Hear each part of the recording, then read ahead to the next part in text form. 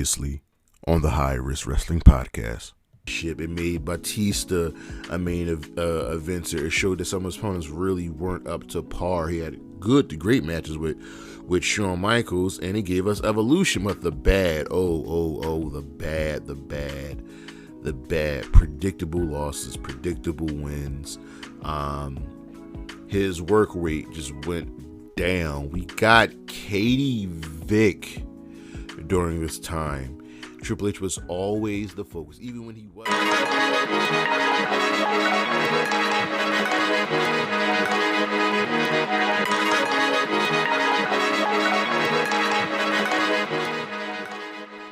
Good afternoon, good morning, good evening, everybody. It is it's Saturday, May 27th, and you know what that means. It's time for the High Risk Wrestling Podcast. Let me get through this. As always, it's your boy.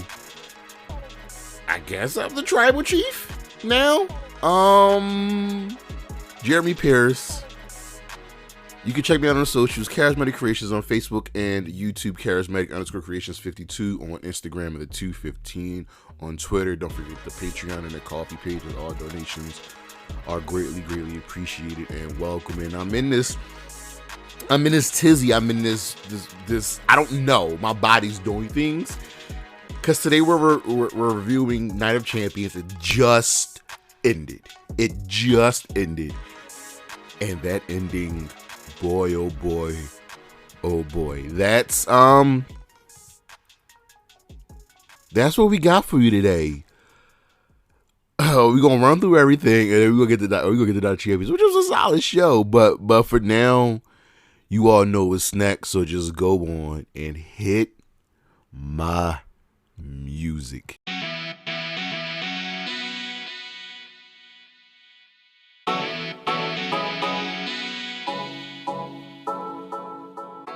All right, so let's just get into the news, because we got a lot. Oh boy, Fight Forever finally officially has a release date, June 29th. That is exactly about 1 month away, and I can't wait. I'm going to be getting this. I'm going to be hopefully be able to be streaming it for you all. I think what I'm going to do is probably go get my Series X at this point by then. But yeah. June 29th, Fight Forever. I'm excited to play this. Charlotte Flair and Liv Morgan have been cast in a historic wrestling movie. It is about the legendary Mildred Burke. It stars Emily Beth Rickers, who you know as Felicity Smoke from Arrow. She'll be playing Mildred Burke. This is big news, y'all, when it comes to professional wrestling. Cassie Lee, well, she's making her return to wrestling after taking a brief hiatus. She had a baby. She's returning, not Jessica McKay. I can't wait. I'm so happy. I love the Iconics, or the Inspiration, however you want to call them. Anthony Bowens is named one of the faces of Rihanna's 2023 Savage Fenty Pride collection. This is really great. This is a big get, not only for Rihanna, but for AEW, that one of their star wrestlers is working with, well, one of the biggest stars on the planet. AEW has announced 2 new signings that are actually one signing, as Aussie Open, Aussie Open, Mark Davis, Cal Fletcher are now all elite. This is a great pickup for them. Blair Davenport, she has not come over from overseas yet. She's still going back and forth on if she wants to join NXT. I'm kind of hoping she goes back to AEW. And Jordan Grace is now a free agent. She finished there with Impact. She spent a lot of her career at Impact. She has been one of the biggest stars at Impact, and we'll see what's next for her. Any company would be extremely lucky to have her. On the rating side of things, Rampage this past week of the May 19th episode, because was a special start time, posted 293,000 viewers with a .09 and the 18-49 demo. That is down. I don't know what we can do about these Rampage ratings. Let me change that. I know what we can do is up to Tony Khan to do it. Raw this past week, the go home show for Night of Champions, posted 1.6 million viewers with a .54 in the 18-49 demo. That is down in both the ratings and the demographic. I'm trying to figure out, was there a basketball game on Monday? I think there might have been a basketball game on Monday. As for Dynamite, their ratings, they did solid this week. They posted 846,000 viewers with a .32 in the 18-49 demo. That is up from last week. This is also the go home show for Double or Nothing. SmackDown this past week posted 2.2 million viewers with a, I don't know what the demo is, but they were number one in the demo, and they've just been, pretty much killing it for a while. Now, over on the injury front, yes, news is sad. Mercedes Moné has broken her ankle. She broke it in the finals of the Resurgence match to crown the inaugural New Japan Pro Wrestling Strong Women's Champion, as she was taking on Willow Nightingale. She should be out for 6 to 8 weeks. And listen, Mercedes was probably supposed to win this match. It was going to win this match. She called an audible, and now Willow Nightingale is your new champion. This is great. I cannot wait for a potential rematch. Will Ospreay is currently dealing with an AC joint injury. He just takes some time to heal, and we'll see what's next for him. Dakota Kai has successful ACL surgery. As you know, she tore her ACL, so she'll be out for the next 6 to 8 months, maybe a little bit longer. ACL injuries are tricky, but they seem to happen a lot, and people come back healing from them. Jamie Hayter is also injured, but she will be fighting and defending her championship at Double or Nothing. It doesn't look like a big injury, but she's going to compete. Nevertheless, Mark Davis, one half of Aussie Open, he is out with injury. He has a torn meniscus and underwent arthroscopic knee surgery.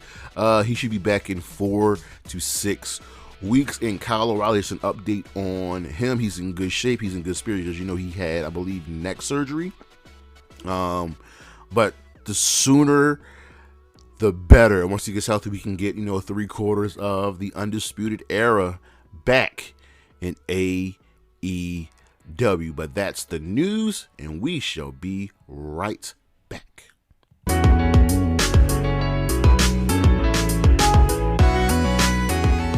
All right, let's get into the week in review. And there was, so much wrestling. Monday Night Raw, we had the go home show for Night of Champions. This show gets a fist. So the show opens up. Then it actually doesn't even open up. Brock attacked Cody before the show even started. Yeah, this is not over between them two. Far from it. Paul Heyman starts the show and says, the same old stuff, the Roman and Solo will win. Sami and KO come out and they dedicate their impending victory to the Usos, since Roman wanted to dedicate his victory to Alpha and Sika. They dedicate to the Usos. Imperial comes out to fight, and Matt Riddle comes out to help KO and Sami, as he's their mystery tag team partner. It was never really a mystery. It was going to be KO. Bronson Reed defeated Ricochet. Seth Rollins interview showcasing how important winning the World Heavyweight Championship will be. Finn Balor says he will finish off Shinsuke Nakamura. Zoe Stark defeated Candice LeRae. Where was Indy? Nikki Cross was there, but where was Indy? I would like the way back on my screen. Lesnar walks through Ali's interview, tells him to get a life, and ends up breaking Cody's arm, putting him in the Kimura. The Alpha Academy defeated the Viking Raiders with a little bit of help from Maxine Dupree. She was dressed up as some stars for the Alpha Academy. Finn Balor defeated Shinsuke Nakamura. Raquel defeated Sonya Deville and got some backup from Shotzi Blackheart, who's her new tag team partner. I'm kind of hoping Liv comes back as a heel. With the contract signed between Becky and Trish, and this was really, really good. They both threw shots at each other. It has just elevated the storyline even more. Dominic Mysterio defeated Apollo Crews, was set up earlier in the show with Rhea and Dom interrupting Apollo's interview. It was good to get Dominic Mysterio some more wins. Sami, KO, Matt Riddle defeated Imperium. And Triple H tries to talk some sense into Cody over on Dynamite. We had our Double or Nothing go-home show. Orange Cassidy retained the International Championship against Kyle Fletcher. Juice Robinson and Jay White attacked Ricky Starks backstage. Mark Briscoe was tired of the BS with Jeff Jarrett. Jay Lethal said he, like FTR, he's over it. He gets into everybody's faces. He slaps Dax, which really goes past Karen, slaps Jeff Jarrett, and tells Jay Lethal, like, yo, you my boy, and I'm tired of all of this. The House of Black retained the Trio Championships in a House Rules match against AR Fox, Grand Metalik, and Blake Christian. The House Rule was one man in, one man out, which means there needs to be no tags, but if one man leaves the ring, one man can get into the ring. I like kind of like that. Made for an exciting matchup, but the lighting has been very, very good. Elevate these Trio Championships even more. MJF talks his stuff, talking about how he'll retain. He lows Darby. Sami runs him off, and then Jungle Boy closes him, and Jungle Boy is the one holding the championship. Ty Valkyrie defeated Lady Frost. Jade and her crew are watching from the stage. Adam Cole and Chris Jericho have a contract signing. They say some words. The usual stuff. Jericho shows the beatdown of Britt Baker one more time, which is chef's kiss. And since this match is unsanctioned, Adam Cole's got a special enforcer, someone that he's idolized growing up, who I know very, very well from my childhood. And he is someone who is homicidal, suicidal, genocidal. Yeah, that's right. Sabu.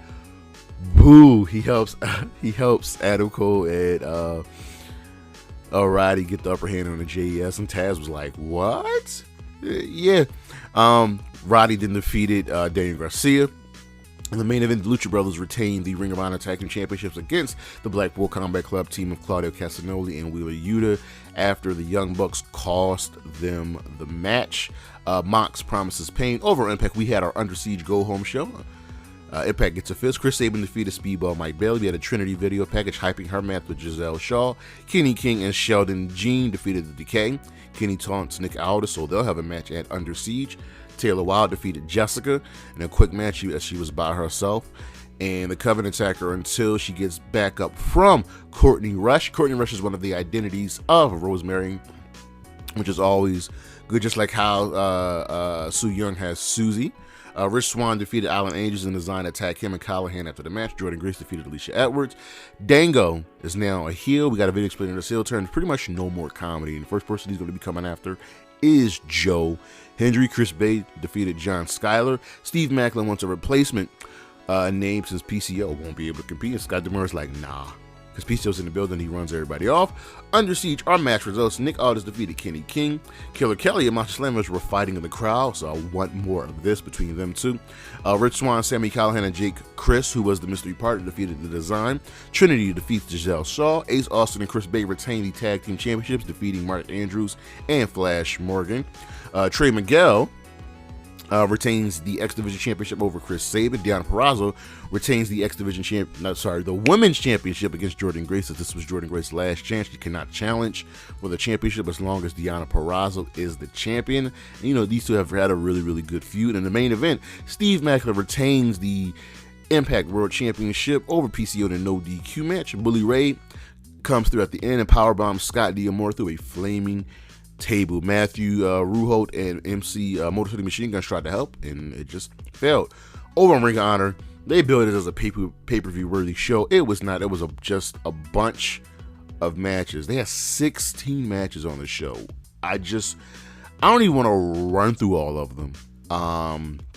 Men, women, we had some storyline stuff with The Righteous and Stu Grayson. Willow Nightingale got a solid win. Cloud Fletcher got a solid win versus AR Fox. What else we got? Kiera Hogan defeated Vert Vixen. Looks like Kiera will be the next challenger for Athena. Sky Blue got a solid win Action Andretti and Darius Martin got a nice little win over Cole Carter and Zack Clayton. And I mean, this team really means nothing because, Dante's going to come back. But maybe you can put Action Andretti in and make them a trio team and have the new top flight. In the main event, Samoa Joe and Zack Sabre Jr. defeated Christopher Daniels and Matt Sydal. Over on SmackDown, we had our Night of Champions go home show. Austin Theory retained the United States Championship, defeating Sheamus with a little bit of help from Pretty Deadly. Roman steps up into Jimmy's face. That will play a part.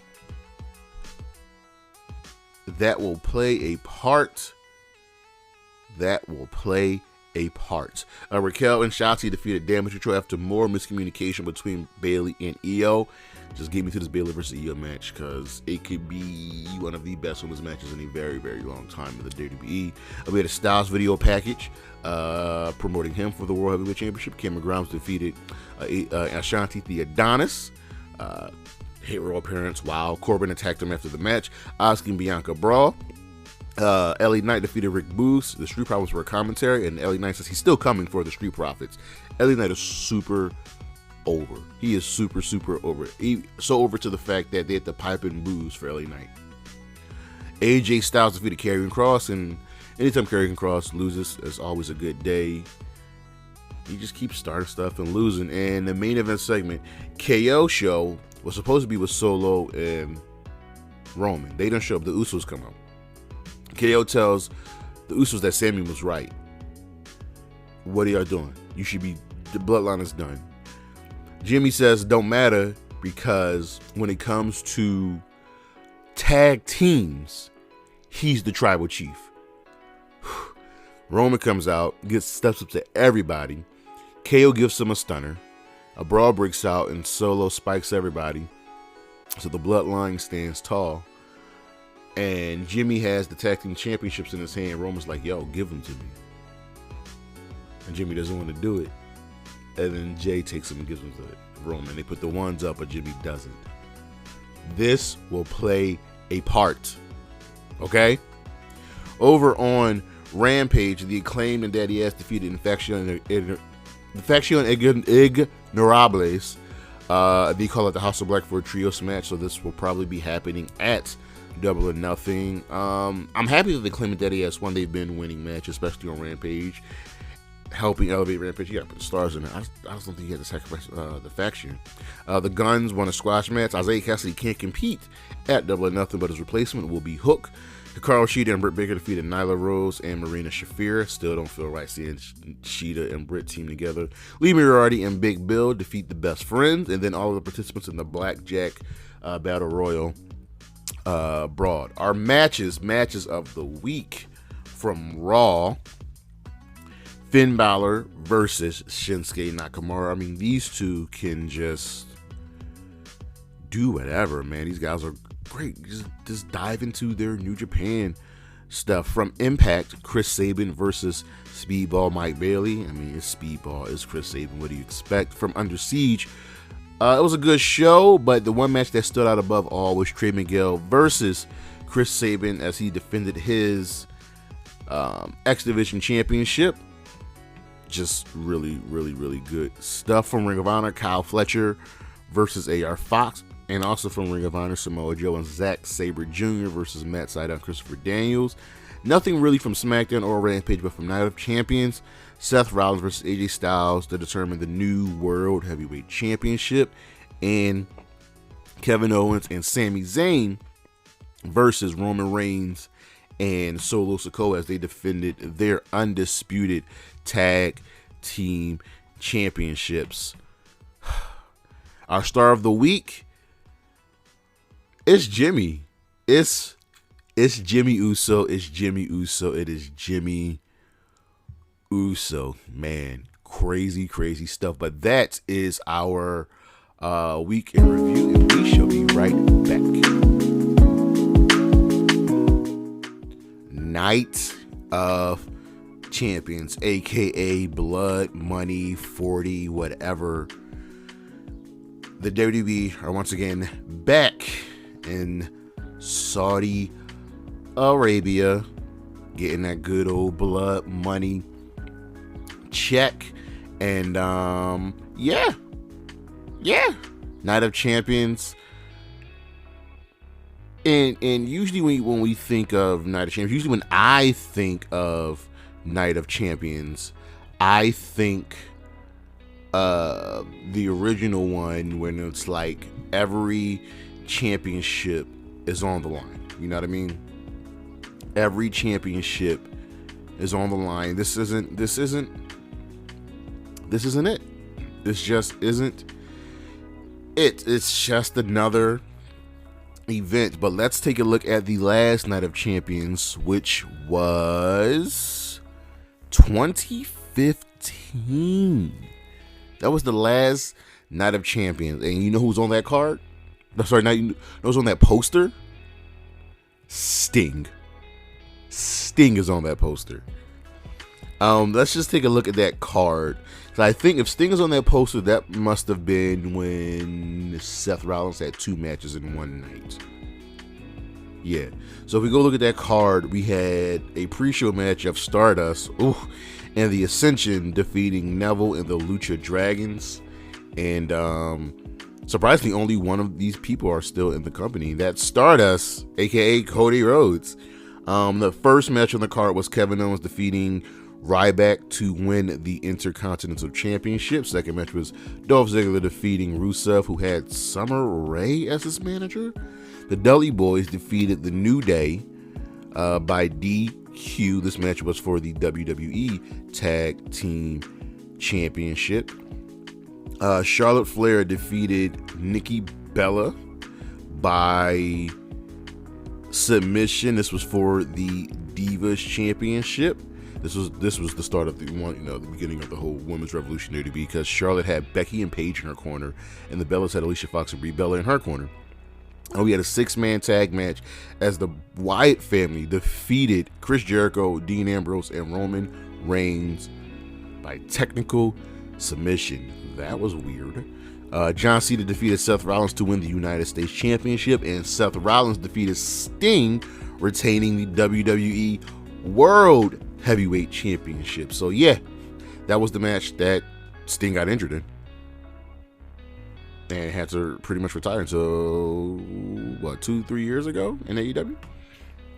But here we are, Night of Champions in Jeddah, Saudi Arabia, at the Jeddah Superdome. And needless to say, ladies and gentlemen, this was an event. So we opened up with the finals of the World Heavyweight Championship tournament. Seth Rollins taking on one AJ Styles, and this match had to be good. You know what I mean? It had to be good. And here's the thing: I don't believe the winner was ever in doubt. Ever in doubt. And by that, we all know that means Seth Rollins was going to win. And so, yeah, Seth Rollins did win, but this was a solid, even someone might say phenomenal match. As this was AJ Styles' first match in 4 years for one-on-one match in 4 years for a world title. The last time he actually fought in a one-on-one match for a world championship, coincidentally, was against Seth Rollins. So there's a little bit of history there. These two played each other's strength.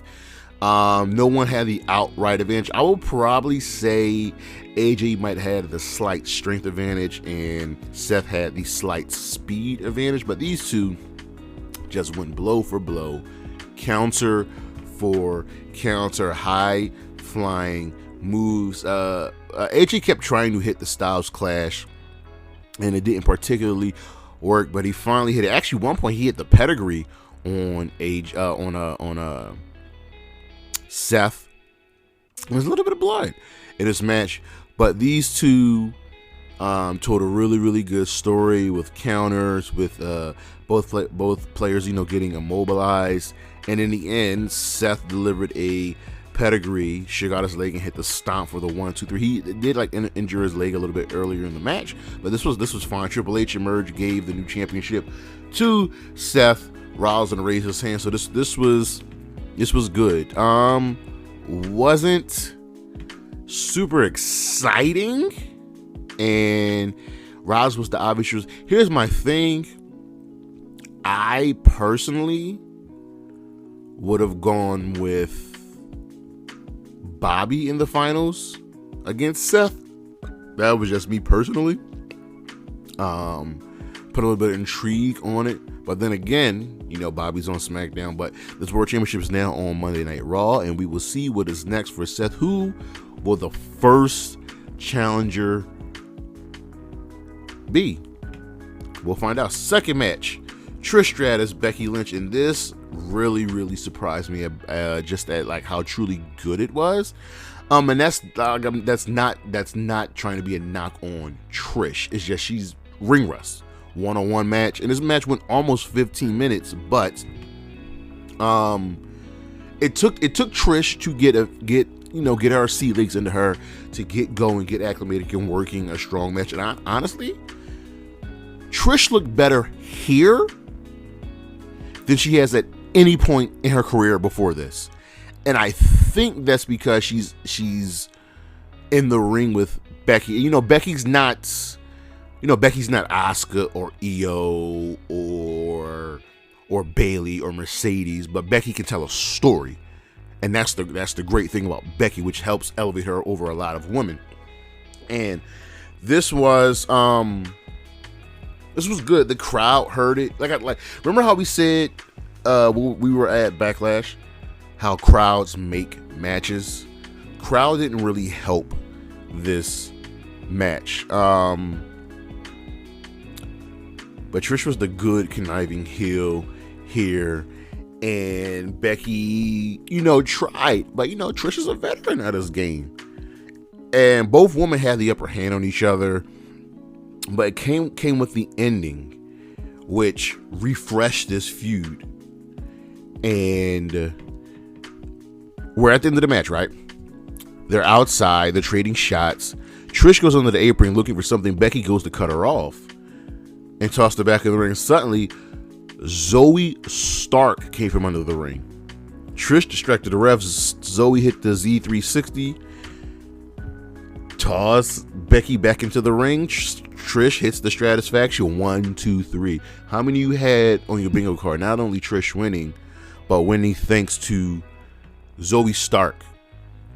And I like that. I like that we're using the legends, the veterans to help get over the younger talent. AEW does it all the time, and it works so well. So now we have a new alliance between Trish and Zoe Stark. It looks like now we have a way to work Lita back into the feud, so we can do a tag match now. Trish and Zoe, Becky and Lita. We have now a new one-on-one feud that after Becky's going to feud with Zoe, help get Zoe over, and we can go back to Becky versus Trish maybe down the line at SummerSlam, or maybe even at Money in the Bank, but it might be too soon for Money in the Bank.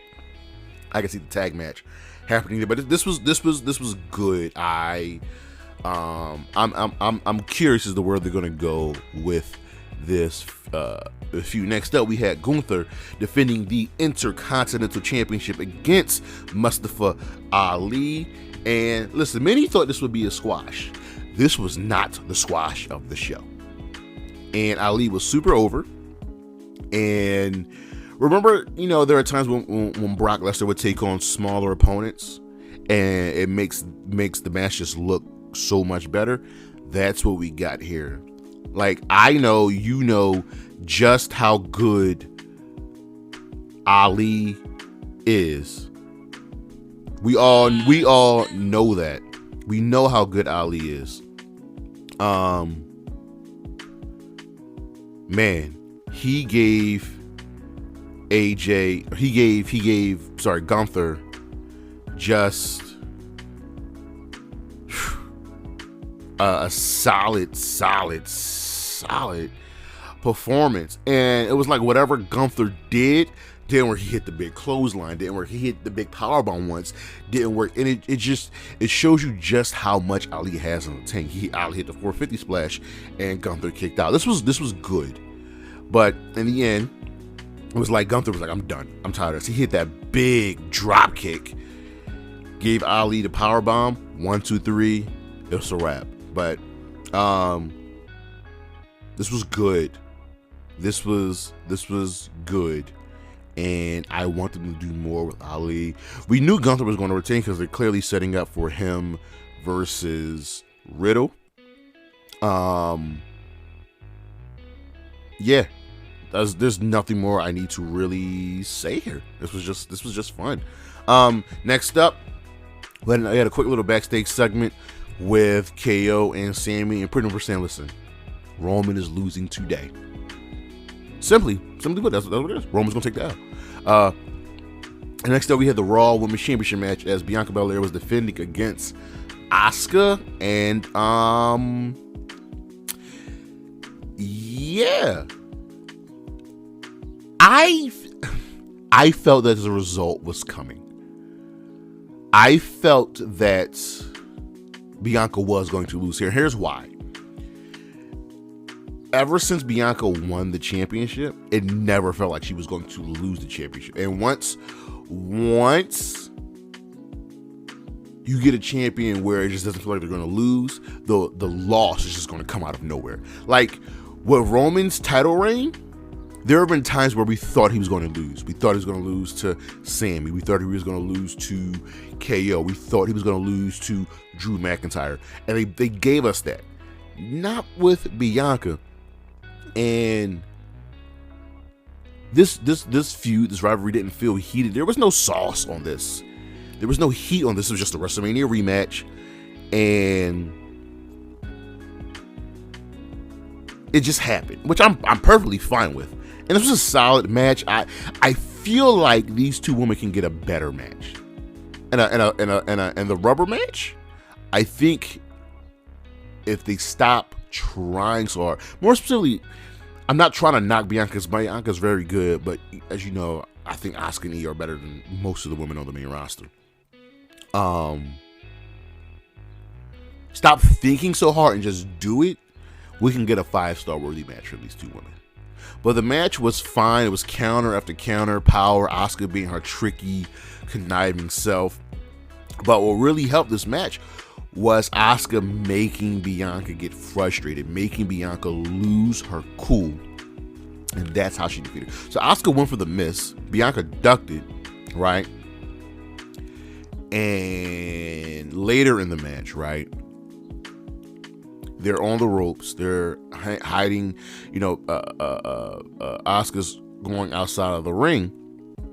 And Asuka spit the mist into her hands, right?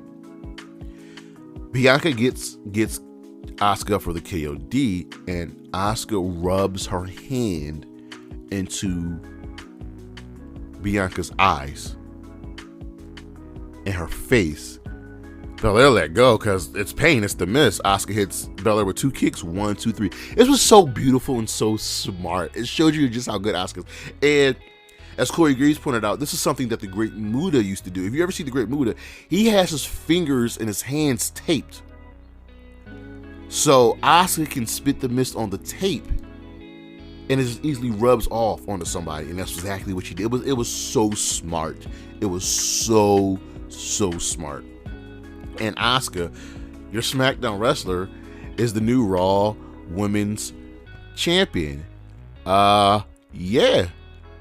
I'm fine with this. I want Asuka to be champion. Asuka's probably going to hold his belt up until SummerSlam, and Bianca will probably get it back.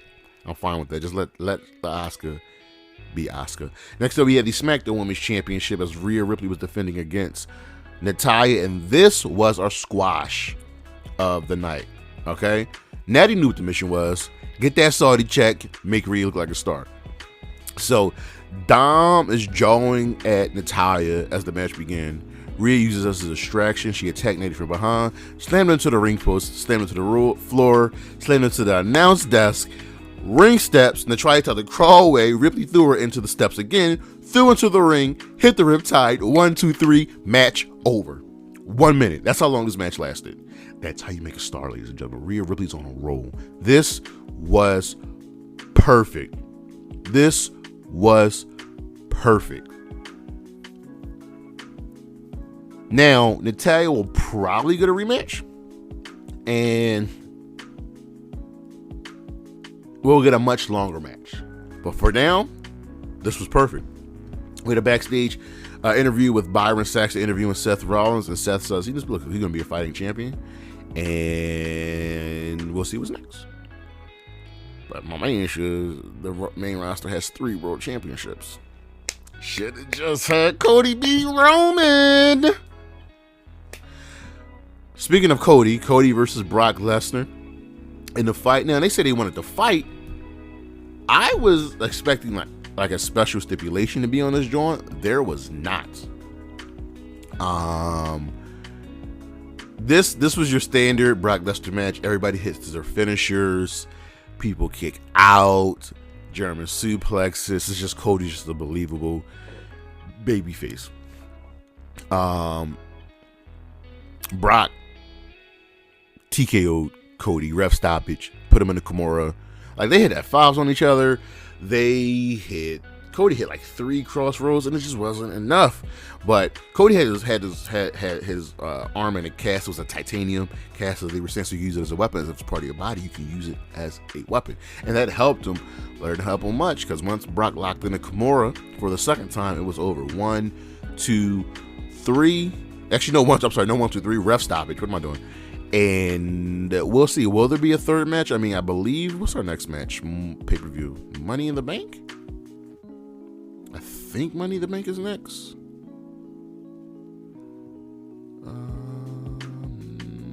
For the main roster, yes, it is Money in the Bank, which should be pretty fun. In our main event, Sami Zayn and Kevin Owens defending the Undisputed Tag Team Championships against Roman Reigns and Solo Sikoa.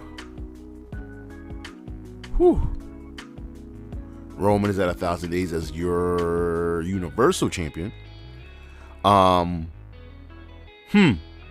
This match, like, this was a fine match. This was a good match. Roman being scared of Sami, picking his spots. Roman being scared of KO and picking his spots. Solo doing all the heavy lifting. But what we're really going to talk about is the last 5 minutes. So let's just talk about the last 5 minutes. Roman is doing his thing, right? He went for a spear. Sami moved, and Roman ended up spearing the ref. The ref died. I'm like, y'all know. The ref died. This ref is dead. Sami is cocking his fist for the Superman punch. He hit Roman with a Superman punch. He then goes for a spear, but Roman hit him with a Superman punch. So KO comes in, spears Roman. The champion, Universal Champion Roman, rolls outside, right? KO tosses him to the ring steps. He clears the announce tables because he's going to put him to the table probably with a frog splash or a powerbomb, whatever. Usos come out and they take out KO, right? They go into the ring. They hit Sami with a super kick. Hit Sami with the super kick again, and then they go for a tandem super kick. Sami ducks, and they super kick Solo. Roman can't believe it. He gets in the ring. He shoves Jimmy. Jay's like, yo, we were just trying to help. Roman was heated. Telling Jay, there's no more day one. There's no more day one. We're done. Get out of my ring. He screamed at Jay, pushes him, turns around, and Jimmy super kicks him. Jay was shocked. He asked Jimmy, yo, what are you doing? What are you doing? Jimmy's like, I'm doing what you should have done a long time ago. It's you and me now. It's you and me. I got you. And kicks Roman again. Jay was in shock. Paul Heyman was in shock. Jimmy forced Jay out of the ring, was like, yo, let's go, we gotta go. Solo was alone in the ring because Solo was the legal man. KO gives him a stunner. Sami gives him a haluva kick. 1, 2, 3. Another ref came in because the first ref was dead. Sami and KO retains. The Usos are walking up the ramp and Jay's like, what do you do? What do you do? Still in shock. Jimmy was like, sure, confident, all over his face. Roman sat at ringside just dejected. KO and Sami held up their titles at Roman, who was sitting at the barricade, just looking at Sami shaking his head. Like the camera work was great, showing Sami and KO above Roman or behind Roman, looking triumphant. Roman just couldn't believe it. And we thought all this time it would be Jay to turn on Roman, and it was Jimmy. And Jimmy's always been the hothead. And here we are, the Usos together. Roman, Solo. So you know what we're getting. Listen, I'm going to tell you exactly how this is going to play out. This is exactly how it's going to play out, okay? Listen, we're going to do the Usos versus Roman and Solo. Then we're going to do Solo versus both of his brothers, right? Then we're going to do the brothers versus Roman. Then Solo's going to turn on Roman, and then we're going to do Solo versus Roman. And then Roman's going to be by himself, and we're going to have a new bloodline with the Usos and their brother Solo. That's what's going to happen. That can take us into next year. Listen, I would not be shocked if we got... I would not be shocked if we got like Solo versus Roman at WrestleMania next year, or a Fatal 4-Way match. How has this storyline been going on for almost 4 years, and it is still so good? It is so good. But that was Night of Champions, ladies and germs. Such a solid show, but we're gonna be talking about this main event and AJ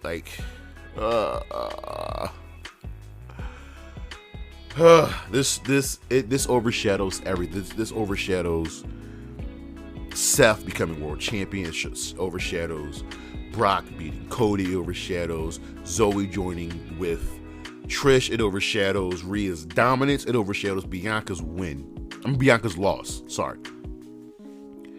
Wrestling, man, I tell you.